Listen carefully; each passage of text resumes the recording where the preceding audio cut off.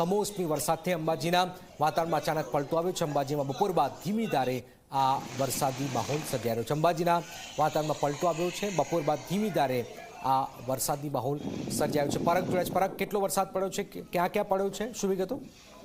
બિલકુલ જનક, આપને બતાવી દઉં કે જે રીતે વરસાદની આગાહી કરવામાં આવી છે, 2 દિવસે વરસાદ વરસશે તેને લઈને એમ કહી શકાય બપોર બાદ છે વરસાદી આકાશમાં જે કાળા ડિબાંગ વાદળો છવાયા છે અને બપોર બાદ અંબાજી દાતા પંથકમાં જે છે કંઈક વાતાવરણમાં પલટો જોવા તો ધીમી ધારના વરસાદની શરૂઆત થવા પામી છે અને જે વરસાદ જે છે એ ગાજવીજ સાથે આ ધીમી ધારનો હાલ તબક્કે વરસાદ જે છે વરસી રહ્યો છે અને આ વરસાદના પગલે ચોક્કસપણે ગરમીમાં આંશિક રાહત ચોક્કસપણે થઈ છે, પણ જેના કાપેલો પાક છે, ઘઉંનો પાક છે, જે ખેતરોમાં પૂળા બાંધેલા પડેલા છે, કેટલાક કાપવાના બાકી છે, ચોક્કસપણે આ કમોસમી વરસાદમાં માવઠાના પગલે ખેડૂતોમાં ક્યાંક ને ક્યાંક ચિંતાના પણ વધારો જોવા મળી રહ્યો છે। બિલકુલ બિલકુલ આભાર।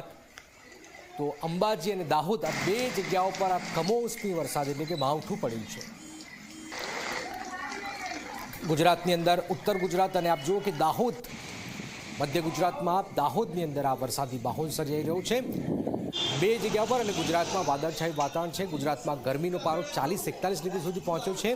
વાદળછાયું વાતાવરણ છે અને હજુ પણ આ માવઠાની આગાહી કેટલાક જિલ્લાઓમાં વ્યક્ત કરાઈ છે। પવન સાથે ધીમી ધારે આ વરસાદી માહોલ સર્જાયો છે। અંબાજીમાં પણ વરસાદ છે અને ત્યાર પછી દાહોદની અંદર પણ વરસાદી માહોલ સર્જાયો છે। માવઠું પડ્યું છે।